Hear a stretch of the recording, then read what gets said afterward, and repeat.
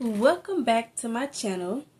Hi, I'm Sarah from DyslexicStyleNews. So from the title, you can tell what this video is about, and it's about phonological dyslexia. So what I'm going to do is read over the definition and then break down a little storytelling about it and what I've discovered so far. Let's jump right into it. Phonological dyslexia means extreme difficulty reading that is a result of phonological contrastive relationships among the speech sounds that constitute the fundamental components of a language. Impairment, meaning the ability to manipulate the basic sounds of language. So that's really complex, don't you think? Put your comments down below. Definitely want to hear what you all have to say about that, because I'm finna give you an example and then I'm going to break down the definition, alright? Alright, put it down below. And don't forget to like, share, and subscribe to this channel.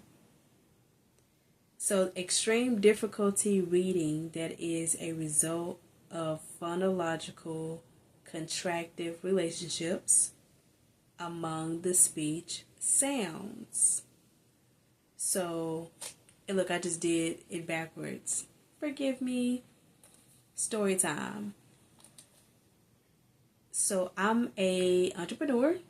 I have a business called Sarah's Learning Disability Program. So you can definitely check that out at www.saraslearning.com. Speech sounds.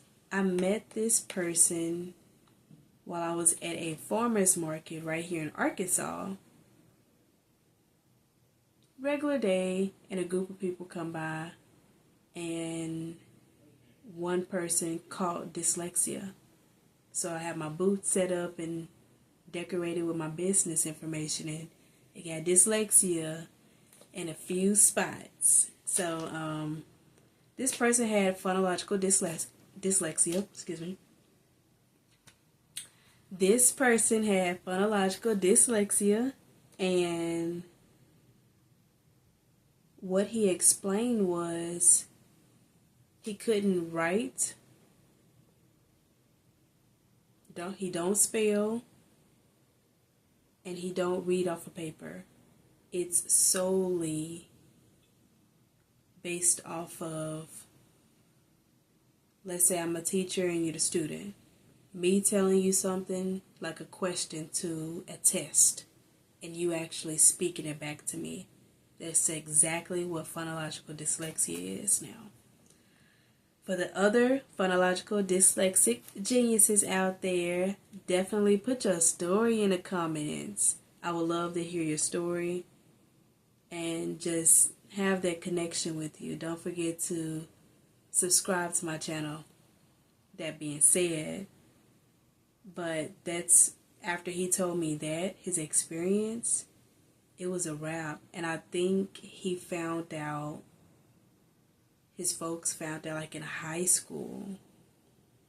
The story, I can't remember if he was a child, because he never could read on paper nor write on paper. It was all about, you tell me and I'll tell you what the answer is when you give me A through Z, A through Z, A through D. So yeah. That reminds me of contrastive relationships among the speech sound.